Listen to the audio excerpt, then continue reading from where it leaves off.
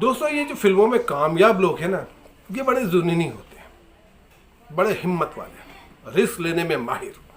करना है तो करना, नहीं करना तो नहीं करना। कैसी भी सिचुएशन, दिलो दिमाग में बात आ गई कि करना है तो करना ही करना है। ऐसी सिचुएशन आ गई एक बार शक्ति सामंत साहब के, जो अपने ज़माने के टॉप के डायरेक्टर हुआ करते थे। फिल्म का नाम है अजनबी और उनके हीरो थे राजेश खन्ना। राजेश खन्ना ने अचानक फ़ोन करके शक्ति सामंत से कहा कि मैं इस डेट को फ्री हूँ, आप गाने की शूटिंग कर लीजिए जो आप करना चाहते थे। और उस ज़माने में राजेश खन्ना साहब इतने बिजी थे कि उनकी डेट मिलना मतलब बल्ले बल्ले बल्ले। तो ऐसे में शक्ति सामंत साहब मौके से चूकना नहीं चाहते थे। इस मौके पे वो चौका मारना नहीं चाहते थे और इस मौके का फ़ायदा उठाने के लिए शक्ति सामंत तुरंत आर.डी. बर्मन साहब के पास पहुँच गए और कहा कि मुझे तुरंत डुएट सॉन्ग चाहिए राजेश खन्ना और जीनत अमान के ऊपर। ऐसे ऐसी सिचुएशन है, पिक्चराइज करना। राजेश खन्ना की डेट मुझे मिल गई है, लेकिन प्रॉब्लम थी कि उस समय म्यूजिशियन लोगों की हड़ताल चल रही थी, तो कोई गाना रिकॉर्ड नहीं किया जा सकता था।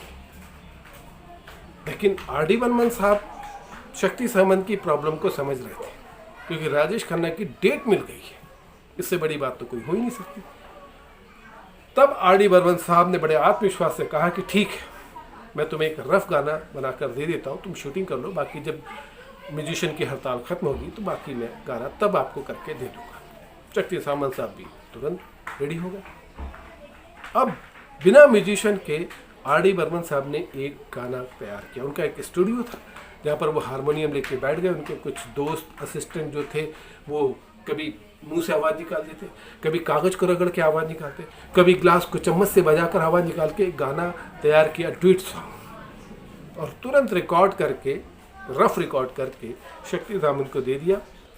और शक्ति सामंत साहब ने उस गाने को ट्रेन पर, चलती हुई ट्रेन पर राजेश खन्ना और जीनत अमान के ऊपर पिक्चराइज किया और ये गाना उस जमाने में सुपर डुपर हिट साबित हुआ। हालांकि जब शूटिंग हुई थी तो गाना कैसा था आप सोच सकते हैं। कागज़ की आवाज़, गिलास और चम्मच की आवाज़, मुंह से निकाला हुआ म्यूज़िक, लेकिन फिर भी राजेश खन्ना की अदाकारी और शक्ति सामंत का आत्मविश्वास और आर.डी. बर्मन की धुन इस गाने को हिट कर गई।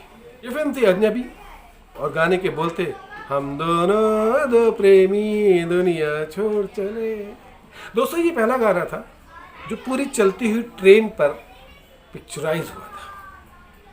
हालांकि उसके बाद कई गाने आए जो चलती हुई ट्रेन पे पिक्चराइज, ये छैया छैया वगैरह वगैरह, लेकिन ये पहला गाना था जो चलती हुई ट्रेन पे रोमांटिक गाना शक्ति सामंत साहब ने राजेश खन्ना और जीनत अमान के साथ पिक्चराइज किया था। इस गाने को देखिएगा और बताइएगा कैसा लगा आपको ये गाना, और हमारे अगले वीडियो का इंतजार करिए इसी तरह के किस्से कहानियों को जानने के लिए। और हाँ दोस्तों, इस वीडियो के बाद एक छोटा सा विज्ञापन आएगा, ऐड, 30 सेकंड का, 15 सेकंड का या 1 मिनट का, उसे स्किप मत करिएगा, पूरा देखिएगा। और मेरा वीडियो जब भी आप देखें अगला, तो उसके पहले जो विज्ञापन आएगा, ऐड आएगा, उसे भी स्किप ना करें। तो दोस्तों, अब मैं इजाज़त चाहूँगा क्योंकि अगला वीडियो तो आप लोगों के लिए बनाना है। तब तक के लिए बाय।